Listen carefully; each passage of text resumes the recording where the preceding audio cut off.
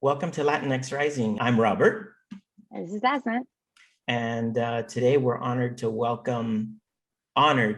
truly honored to welcome William Sanchez, who is running for Florida State Senate in 2022. Welcome, William. Thank you very much for being with us. Thank you very much. I'm really happy to be here, Robert and Dazzlin. Really excited to talk to you guys about what we're planning and hear you all out too, because our campaign is very much in the listening stage right now. Tell us, William, what do you consider yourself? Are you a conservative Democrat? Are you a liberal Democrat? Are you a progressive Democrat? Are you a recovering Republican? Because I know you were at one point. I'm a Democrat right now. I switched parties 10 years ago when Obama won 12 years ago. So you're registered as a Democrat. Registered Democrat, yeah. I registered in 2009, 2010. I was really excited about the Obama campaign, and when he won, I couldn't believe it. I grew up in New York as a kid, and I couldn't imagine an African-American becoming president when I was a child. And when he won, it just, blew my mind. So I switched parties. Now, the truth though is, and it's one of the things we're trying to do with our campaign, is we're trying to say, let's take our hats off. Let's take our Republican and Democratic hats off, and let's have discussions about issues. Let's really talk about what we think we should do for the state to better the state and the country. When I was 21, I went to live in the Philippines to work with refugees. Now, is that a Republican thing? Is that a Democratic thing? No, I was interested in service. You know what I mean? The refugees I worked with in Philippines were fleeing communism. Okay. Just like our parents, I know my parents were fleeing communism. So anybody who tries to kind of pigeonhole me into a communist socialist group is going to regret it. I have fought on behalf of hundreds, if not thousands, of political asylum applicants in our courts who fled communism, who fled dictatorial regimes. I've been in court doing it for years. And primarily in my early years, I did political asylum for Haitians, Cubans, Nicaraguans, Salvadorans, Venezuelans. So I argue on behalf of people who are fleeing dictatorial and communist regimes.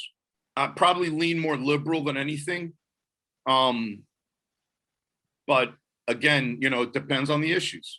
I don't have a problem with certain forms of socialism that really are properly applied. We have a social security system. It's socialist. It's called social. People may not want to recognize it, but it is. Medicare and Medicaid, it may not be for all right now. I think it should be, but it is a form of socialism.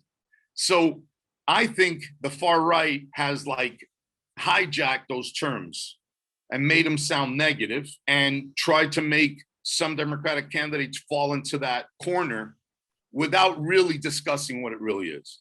So I don't believe in communism where they take away your religious faith like they did in Cuba. I don't believe in that at all. But certain forms of socialism do work. Socialist policy is Social Security that we have in America. A communist policy is completely against the First Amendment. No freedom of speech, no freedom of press, no freedom of religion. Most communist institutions from their beginnings took away your right to free speech, press, and religion. That is part of their dogma, and I'm against that.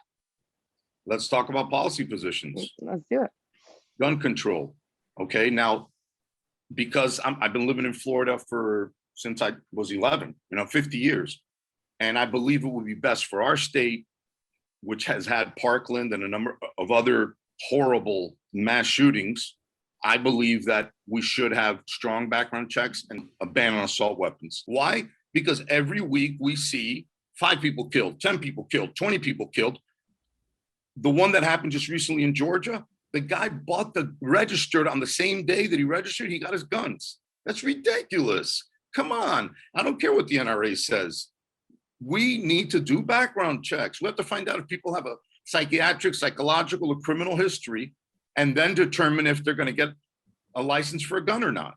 So I'm very firm on that one. I believe, obviously the governor of Florida can do what he wants for the state of Florida because he's dealing with Florida state law. I will recommend certain things at the national level that I think are best for the state of Florida. Now, there will be specific things like certain environmental issues that are just particular to Florida. I mean, I'm big on stopping global warming as much as possible and protecting our environment. Some of the legislation that I hope to get involved in is going to be to protect our habitat. You can get federal laws passed to send monies down to our state so that we can protect our habitats. But how are you going to get Floridians to vote for you and away from the competition, Marco Rubio, which is considered a very uphill battle, and something as brutal as gun control in Florida? What's the pathway to victory there? Yeah, I believe, and I've been speaking to hundreds of Floridians in the last few weeks, that the majority of Floridians, when engaged, will agree with gun control. I really do.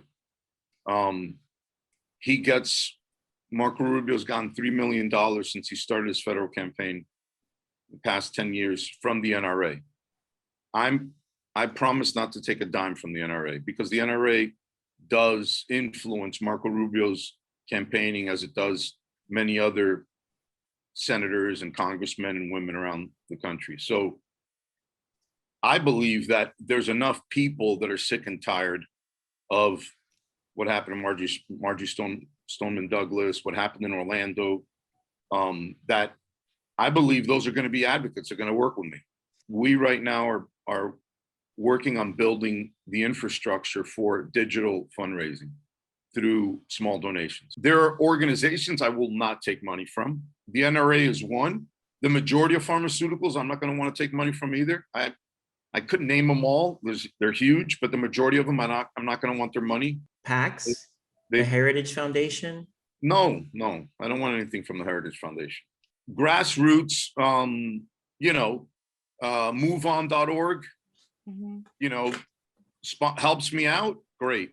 Volunteers, great. You say very clearly that this is not so much about Republican or Democrat, it's really much more about just doing the right thing for the people. It's a movement, what's happening in America now.